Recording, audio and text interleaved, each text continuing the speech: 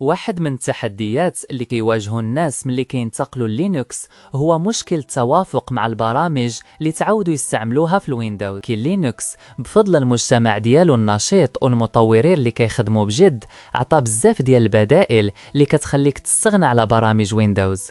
في هذا الفيديو غادي نوريك افضل البرامج المجانيه والمفتوحه المصدر اللي تقدر تبدل بها كل برنامج مستعمل على ويندوز بسهوله. من الانتاجيه، تحرير الصور والفيديو الى الصوت، غادي تعرف كل البدائل اللي غادي تخلي تجربه لينكس ديالك سلسه، عمليه وممتعه.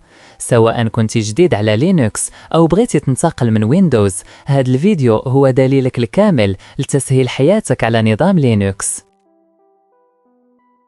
لتحرير الصور والرسم الرقمي، جيمبو كريتا تيلبيو غالبية الميزات اللي كتحتاج فابور، لكن ماشي بالسهولة ديال فوتوشوب. في عالم الفيديو، كايدن لايف بديل رائع، بينما دافينشي ريزولف عملاق لكن ماشي مفتوح المصدر. هنا فين درت الاستثناء، حيث الناس كيحتاجوا بزاف بحالو في القوة.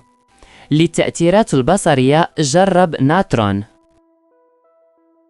لتصميم الشعارات والرسومات المتجهية، إنكسكيب هو الخيار الأمثل كبديل للإليوستراتور. ليبر أوفيس يوفر حزمة متكاملة تتوافق مع ملفات مايكروسوفت أوفيس بشكل ممتاز.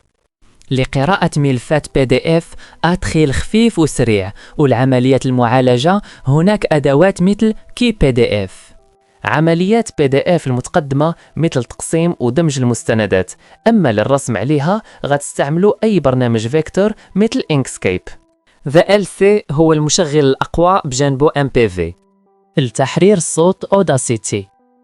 بلندر منافس قوي في عالم النمذجة والتحريك ثلاثي الأبعاد بمجتمع ضخم ودروس مجانية.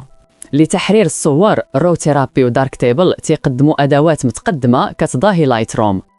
باش تصيد كاد، جرب فري كاد للطريقة التقليدية، وأوبن سكاد إلا كنتي باغي تصاوب بها بالكود بالبرمجة. يمكن ما تلاقيتيش اللي بغيتي في هاد الليسطة، لكن كاينين طرق أخرى اللي هي تبحث على البرنامج. يمكن عنده نسخة سحابية أي تشغيلها بالمتصفح، كمثال مايكروسوفت 365 الأوفيس، أو تشغيل برامج ويندوز في لينكس عن طريق الواين.